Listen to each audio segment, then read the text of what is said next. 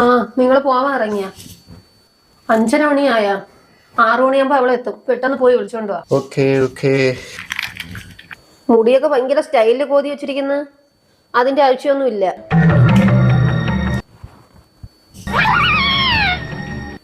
ആ ഇപ്പൊ സൂപ്പർ ആയിട്ടുണ്ട്. ദേ പിന്നെ ഒരു കാര്യം, കാറിന്റെ ഫ്രണ്ട് സീറ്റ് ഇരുത്തരുത്, ബാക്ക് സീറ്റ് ഇരുത്തിക്കോളണം. നിനക്കിപ്പോ എന്താണ് പ്രശ്നം?